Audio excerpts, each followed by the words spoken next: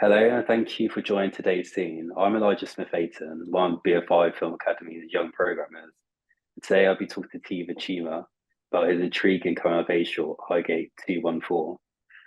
Our scene festival season celebrates films that have made waves on the festival circuit.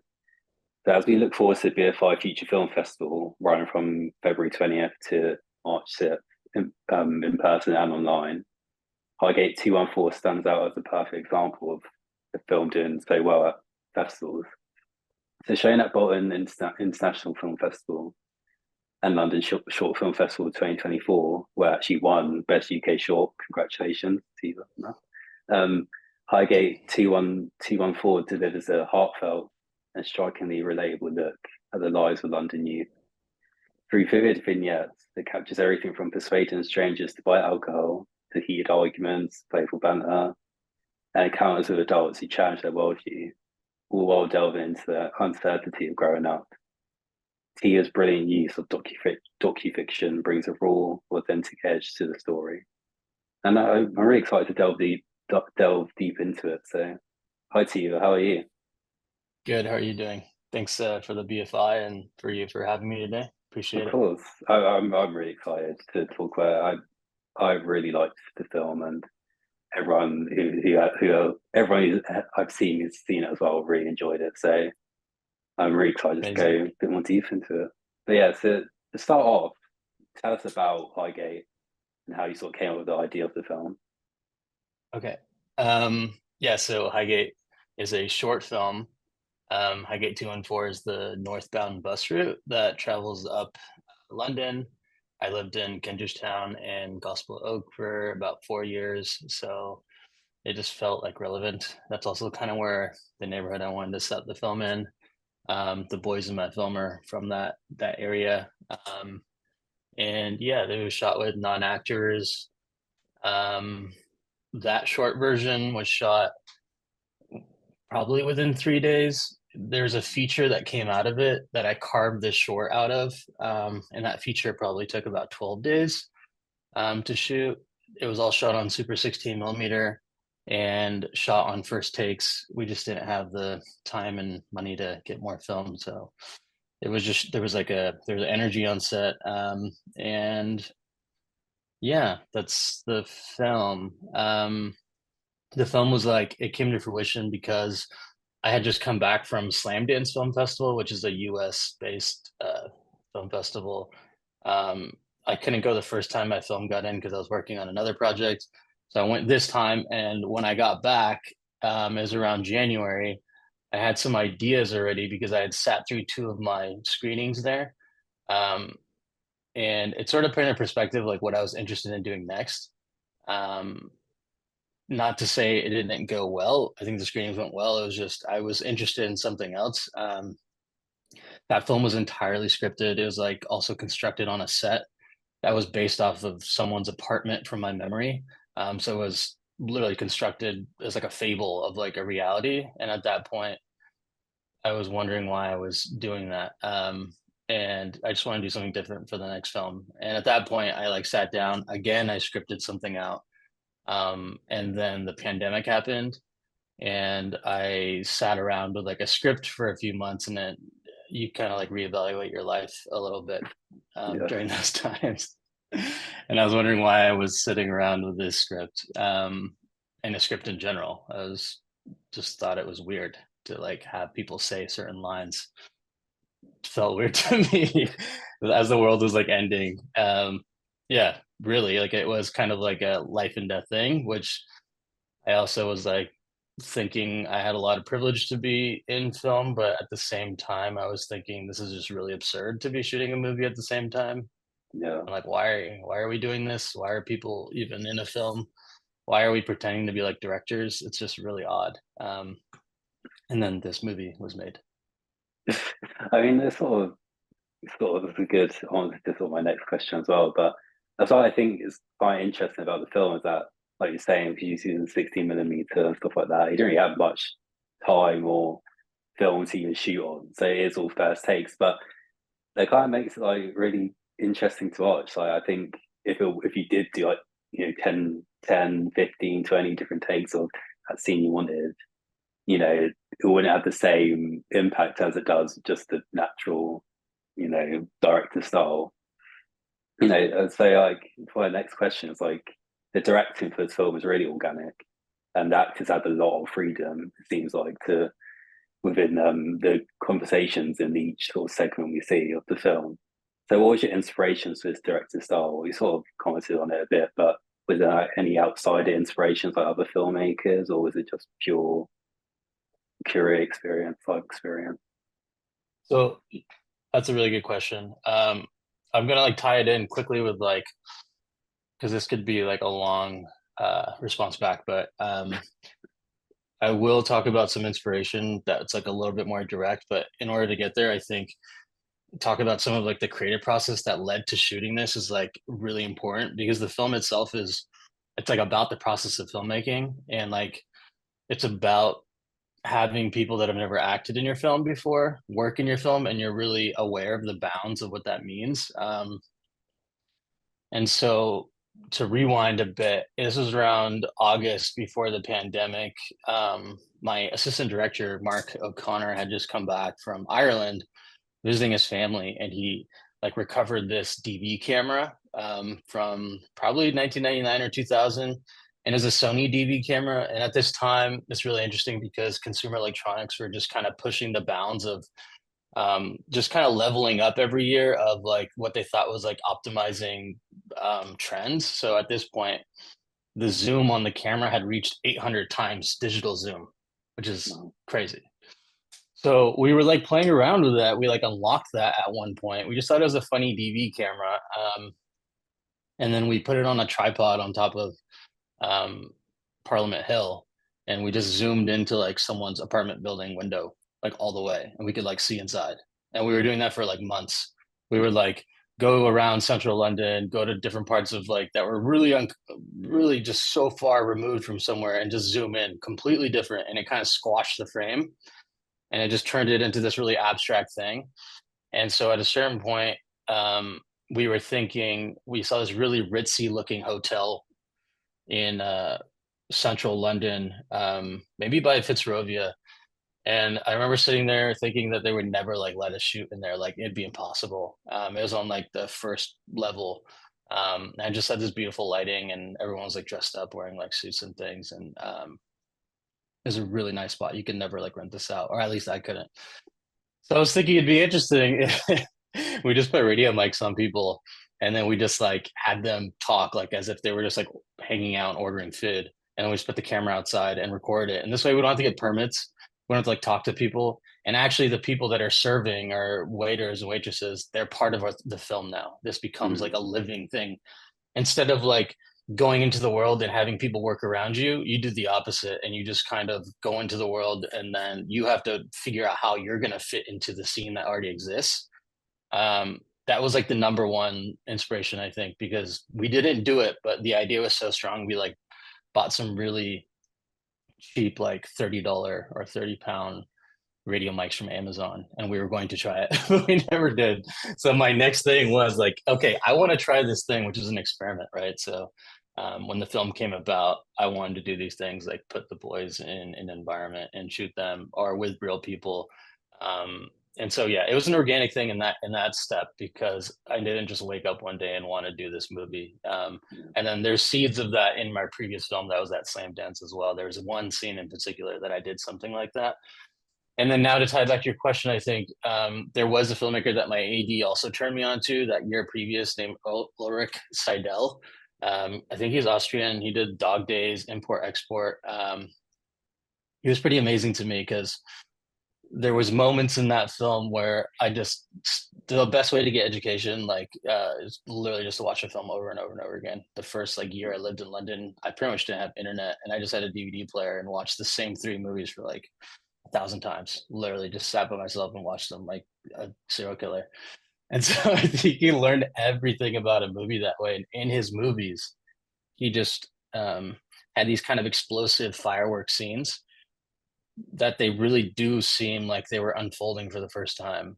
And I was like mesmerized by them. And obviously, like Cassavetes has moments like that where you watch Woman Under the Influence and you're wondering, is this scripted? Is this not scripted? What's going on here? Also, Mike Lee has this really great scene in this film called Secrets and Lies, and you have the mother and daughter meet each other for the first time in front of maybe Holborn Station. And they're actually looking for each other for like 4 minutes or 5 minutes. It's pretty wild. And then they finally see each other. And you can tell they had no contact with each other probably until that Mm. scene happened. And that was my inspiration for just these kind of seedlings. And I wanted to play with that. And so we did that through every single scene in the film. There was no like script floating around.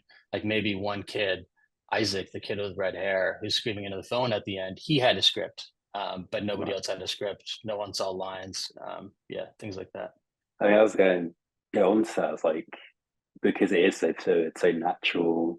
Like this doesn't feel scripted. Was there? I would guess there wasn't a script at all. There wasn't.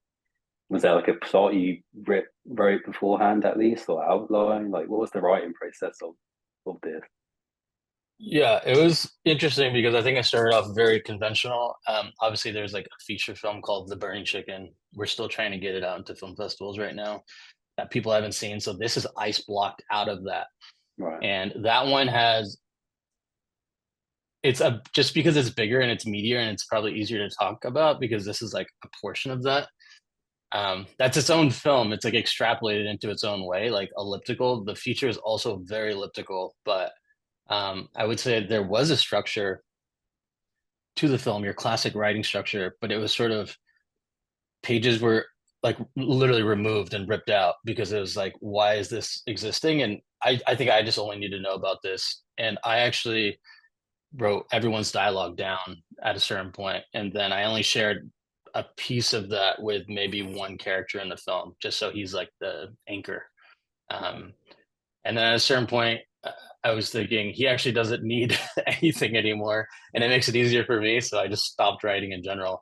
And then at one point, for fun, for one scene, I came back and wrote an actual like line for line um, piece out. And that scene is really interesting because people see that, and that's in the feature version of the film, though, and they think that's all improv, but Yeah. every single line is written out. And that starts to happen when you kind of like have moments that are really natural and real, and then you can kind of put scripts back in, and people don't really realize what's happening. And I guess that's like like a inside joke that's kind of funny, but yeah, I guess it's like an unconventional script. I think like I didn't try to make it this like edgy, crazy thing. It was just felt natural to me at the time. And again, like coming back from Slam Dance and seeing something so scripted of my own, and it just felt like stale, kind of. And everyone else's films felt stale. Like the Yeah. life was like sucked out of them, and I was like, where's the like beauty of the small nuances and the nervousness and all of this? It's, the first time moments they're like gone. So yeah, I just wanted to move away from that. Even with having sort of no script or barely a script, you still need actors who can pull that off and who can work with the film. So what was your approach to casting the actors for this film? Was like certain qualities you was looking for, or people you sort of knew before? What was like the journey there? That's a really good question again. I yeah, you're 100% right on that, where you definitely need, this isn't easy to do. Like Yeah. I think when you're really naive and young, and you're 16 and you see a really cool coming of age like fake documentary type of film, that's really grimy, and you think this is cool, I'm just going to get my buddies together and have them like riff, and it turns out really bad. Everyone's done that. So then you realize really quickly this is like there's something more to this. Yeah, it really has to do with like finding the right people, which is like the hardest part. And there's like a relationship that needs to be made, like a Mm. really serious relationship.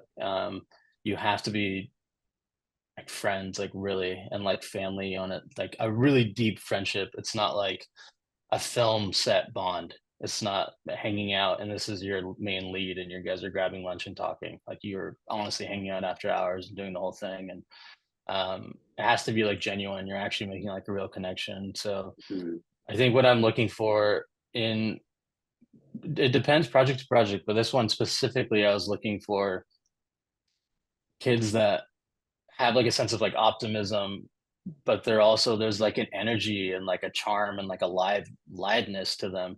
I think Ruben, this is an interesting story to talk about, and it's kind of how I like shoot projects in general.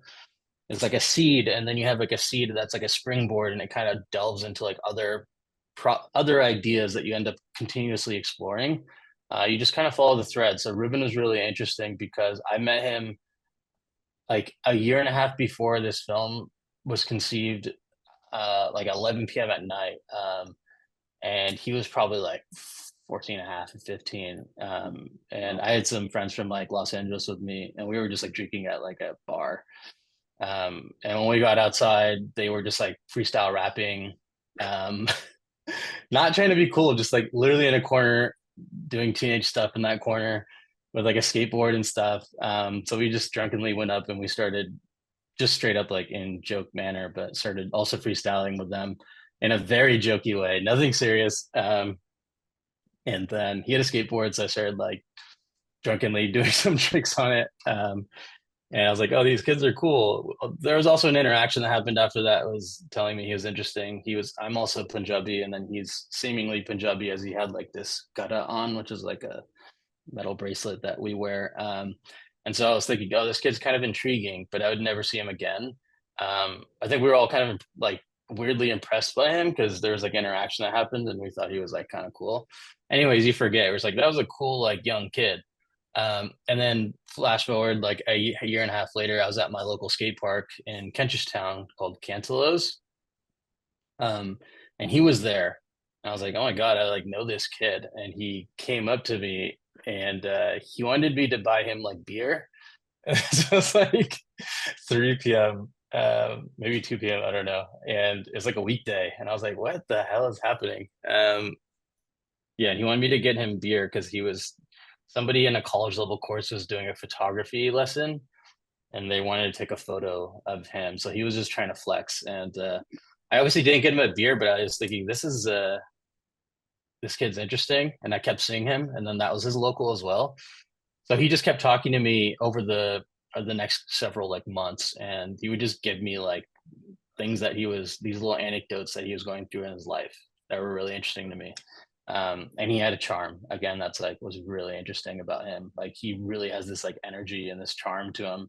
Um, and then yeah, I wanted to shoot the project. I was writing about them for a while, didn't tell them I was writing about them. And then I just had them over, be like, hey, do you want to be in a movie? And I said, sure. And then he came over. I actually wanted this other kid to be in the movie because I thought they were best friends at the skate park, but I guess they weren't. And then he actually brought his best friend over, and it's that kid Leo with curly hair in the film. Yeah. And he was just really stoked to be in the movie. None of them had any idea what this film was even about. And they didn't know that it was going to be like somewhat serious. I think they just thought we were going to shoot it almost on like cell phones or something, Yeah. until he showed up on first day and saw like the clapperboard and sound and like 16 millimeter. And they were like, oh, this is like some real thing going on. So yeah, I was looking for that. I was just looking for, I think that process in general was just like, there was already magic building in the air around like the mythos of how this was getting constructed. And so I just had to chase that whole feeling. And so, yeah, I just saw it through them. Like they were just really authentic and honest people when I talked to them. When I wanted to know anything about insight into their life or a moment that happened that was like kind of adjacent, they would tell me every single detail. There was like a lot of Mm. emotional like intelligence with these kids. And yeah, I think that's just what I was looking for this. Was I didn't want to play a lot of detective work. I wanted people that were like really honest with me and like could trust me.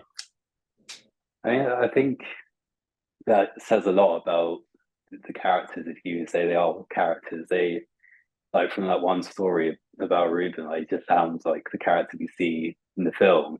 What I find that really interesting because like, how do you navigate the balance between the actors bringing their personalities to the role, but also like the scripted elements of it, the parts you want to show within the film? How do you balance that if you did balance it at all? Yeah. Um, that was something that I had to like continuously remind the kids on set that you're playing a version of yourself and this isn't exactly who you are.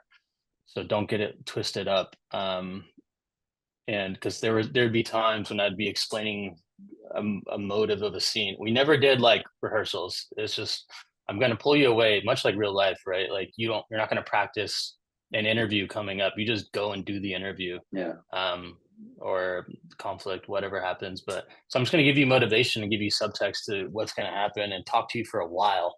Um, and yeah, I think there were moments where they were saying, I wouldn't do this really, and there was times when that was really relevant and I want to know what their character or themselves would actually do in that moment.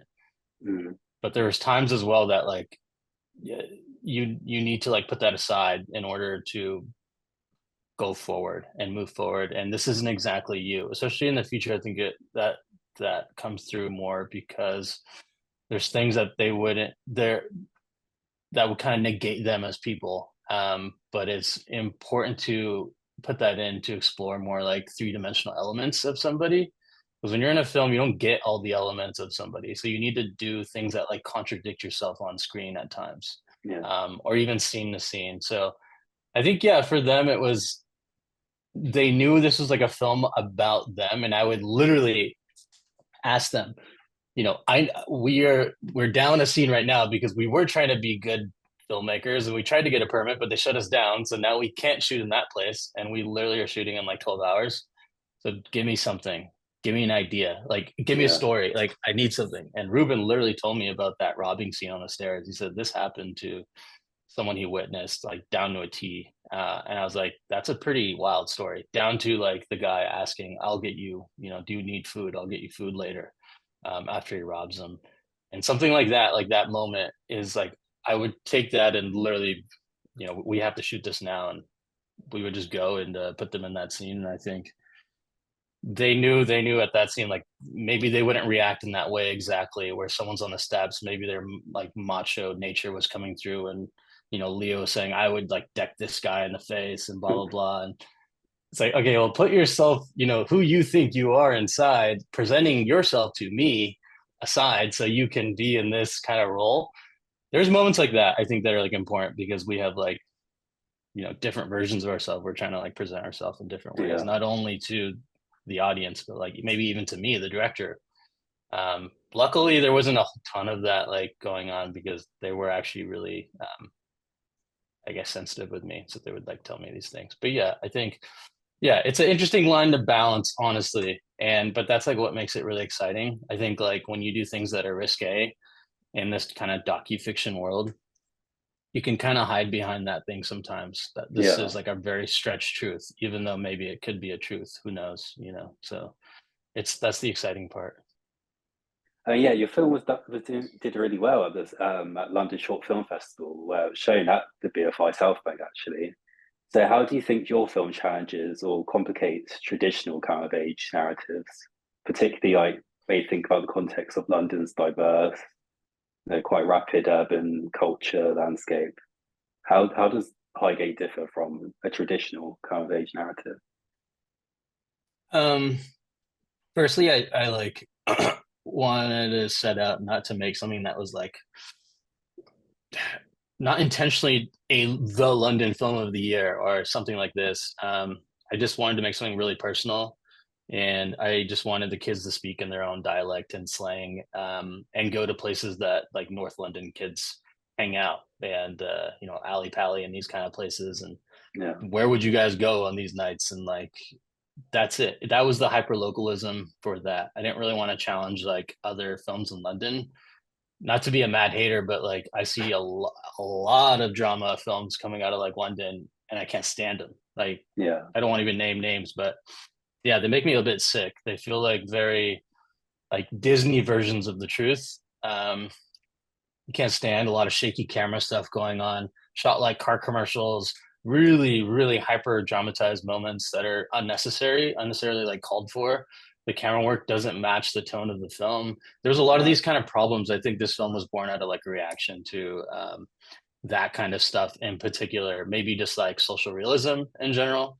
Coming of age stuff, yeah, that's kind of like part of it, where a lot of these films you get these hyper dramatic moments that are pretty insane for teenagers to be going through. Maybe in like the 1% of London they're happening, but a lot of this felt just crazy. I mean, I grew up like as a teenager, and a lot of times things never happened that night, and things didn't come to fruition that night, and you just kind of get lost in plans, and things aren't going smooth, and maybe you just want to break and destroy stuff, and that's just the way the night is. Maybe you do that for a whole year straight, and that's just very normal.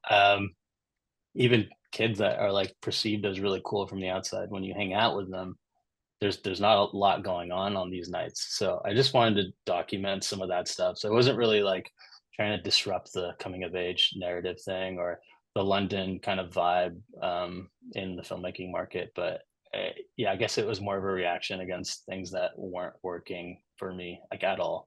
And we just Mm. sat down with the DP as well, and we were thinking, because he's a really great DP. He's even shot on like Top Boy and things. Wow. He's a good friend of mine, and we were just sitting there for like weeks and weeks and weeks, just being like, why is this getting framed this way? Why don't we just like set the camera up and just forget it? So we weren't that kind of film that I'm going to be playing around with the camera. I'm like hanging out with my actors the entire time, and he's going to take care of the camera, and then that's fine. I don't want to keep moving the camera around and putting different lenses on it. And don't tell me to hit my marks, because you're like putting my people in like jail when you do that. Tell me to just hit a line with a light hitting someone's face and this kind of nonsense. It was just keep it away from a car commercial vibe at all Yeah. costs. And yeah, that was pretty much it. I mean, again, it's done really well. I think all those objectives you're looking for, you landed, and you've just done really well. And again, lots of other people thought the same because it won Best UK Short Film at London Short Film Festival 2024. So congratulations on that. Very much deserved, in my opinion. How would you describe the festival experience for this film? I hate not giving you direct answers and directly back to everything, but this was another interesting one because I sad, like very sadly, I was not there for the film festival. Wow. Um, I was working a different project at the time, and I just sent my AD and my DP. My entire crew still lives in London, but my AD and DP went, and Ruben went to the competition screening. I think it was at that BFI one. Yeah. Um, and yeah, they said it went really well. My assistant director was saying, yeah, people really liked the first one. They were laughing at the parts they need to laugh at. They're quiet at the parts they need to be quiet at. And I was like, that's pretty cool. And that was about it. And then the second screening, he said, wow, it went really well. I think this like weirdly like might win this. And I was just thinking this guy's like acting insane because he was just getting in the spirit of things. So, and I was like working on something else. I was so far removed from what was happening over there. I didn't pay any attention. I think I was with my partner at the time, and I was just saying to her like, "This would be actually like hella funny if this one, whatever." And I completely forgot. And then I think there's another screening, and then there was like the awards ceremony, and I just woke up in the morning, and it was like a ton of like I'm the furthest guy from these kind of things too. Like a very big underdog. So it was really strange that like I woke up with a ton of texts, like mess calls and things, and people that were friends of friends. And that's when I was like, well, something weird happened. And then yeah, I guess I like won, which was really wild. So sadly didn't get to be there for the ceremony. I will say that the judges have been really supportive, at least two of them, Sarnt and who lives in Germany, and also the Minute Shorts guys have been super cool and really championing my film. And also Philip, who's the head of London Short Film Festival, I've met since he did a screening at the El Rio over the summer that I was at, and he just seems like an authentic dude that is like looking for like underground filmmakers and trying to support them in these kind of ways. So that was my experience of the film festival. I think it in general, I did feel like the love of the film festival like after, or at least through the internet. And yeah, the city of London itself like really like appreciated the film, which was dope. Yeah, that's all I can Yeah, I say about it. mean, that's sort of such a great thing about film festivals and having a film there, you know, if it's accepted. Especially like a film festivals like Future Film Festival, which is upcoming soon. You know, you're just surrounded by all these young filmmakers or filmmakers who are established and can help you out and praise your work and get well, they need the validation all the time, but get that validation that you're doing something good and you're doing well. And yeah, I think that's such a good thing about film festivals, the common, the common thoughts of everyone, and everyone's just trying to uplift each other. So good, Yeah. I think So just to kind of reiterate and expand on that point, if you guys want to put this in the edit, but um, film festivals in general are just really, really important. And yeah, I hated them for the longest time, and I wanted nothing to do with them. And all my films, I like never thought about film festivals, even the ones that got into slam dance and these things. I hated them. Those are like literally 1 out of 2 submissions, and somehow they got into these places. And I didn't want to submit. Um, Similar thing happened with this film. I didn't want to submit anywhere. I submitted to like 2 places, and this was like one of the places that got into, right? Like, but at the end, what it's showing you is there's a lot of networking opportunities that are really, yeah, really important for young people. Like, really important. It's whether you like them or not, you get to have people that enter into your space and respect cinema and want to watch your film with a certain level of like patience, which is really important in an actual like cinema. And then after you get to talk about your film that other people have seen, which is super, super important. So um yeah, honestly, it can be a lot of people's like entry into getting taken more seriously, I think. And definitely, that yeah, comes with what you're saying as well, as there's validation there. How much you think you don't need validation, you do yeah. for your endurance in the arts. You need people to like pat you on the back here and there sometimes. So sort of following from that, now you've had this great experience from a film festival, even though you weren't there, it still was such a good experience. What advice would you give to any emerging filmmakers who are aiming to submit their work to festivals?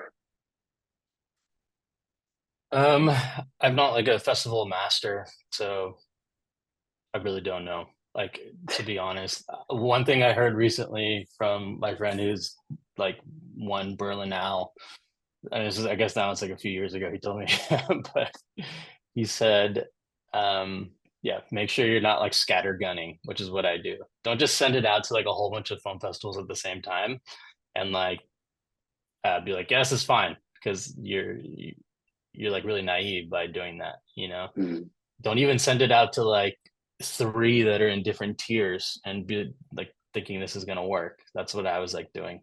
I think you have to really aim for like one tier. Like, what is your number one priority? Wait for that one.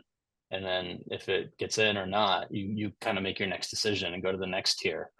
Um, and that's how it should play it. It's a really strategic move. I think a lot of filmmakers, DPs, directors, and things, maybe they're not in this. And it's not that complicated, but just think about it. If you need help with that, then find a producer that can handle the emotional side for you a little bit better.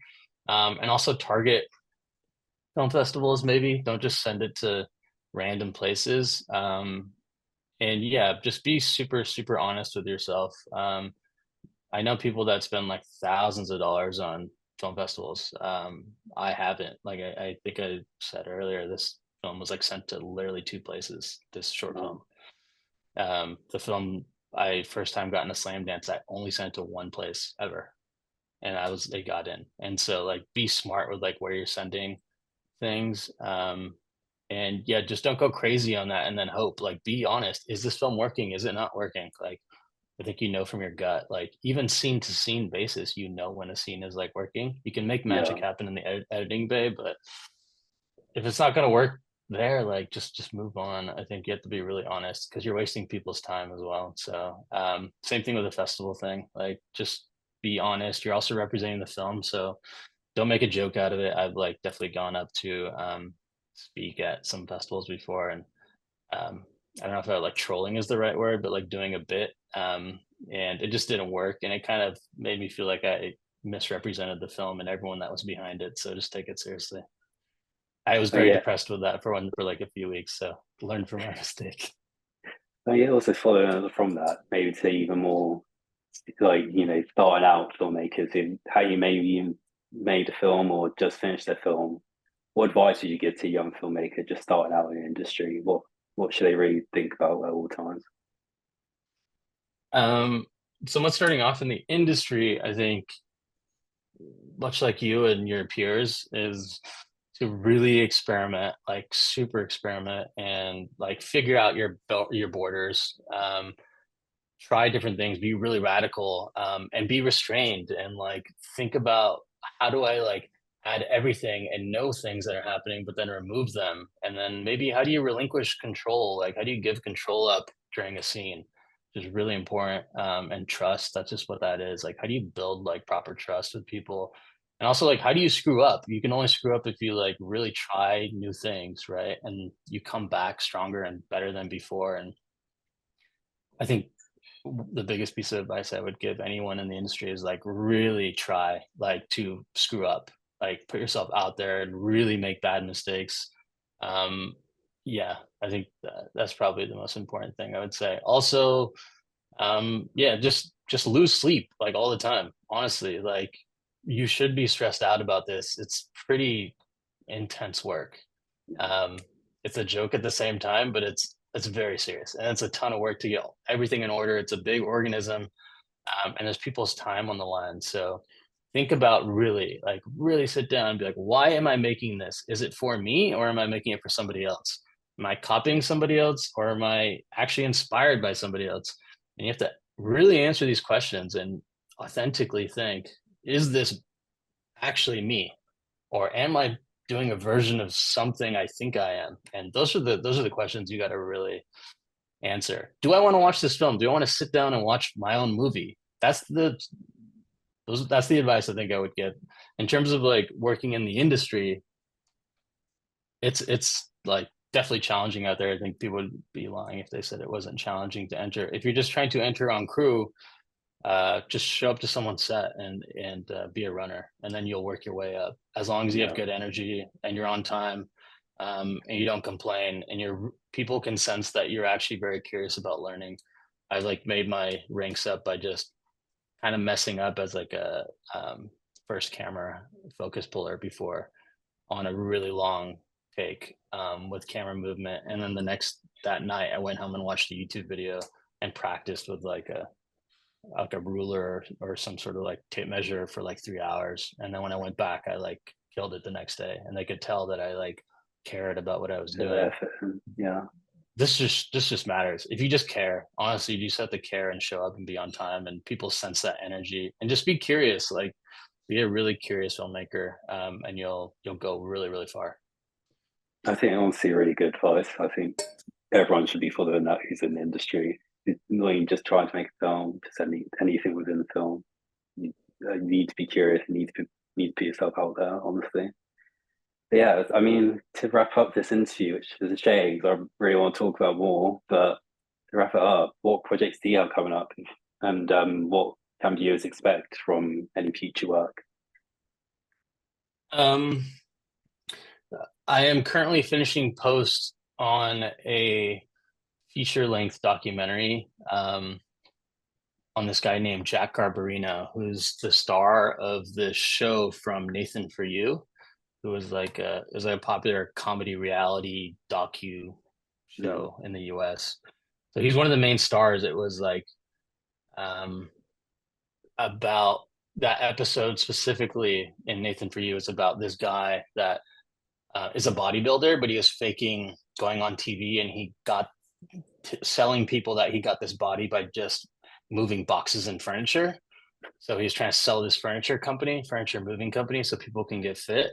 And he actually went on like live air, like nationwide, um, and actually sold this idea. And he'd be picking up boxes and like furniture, and he had to like hide from going to the gym.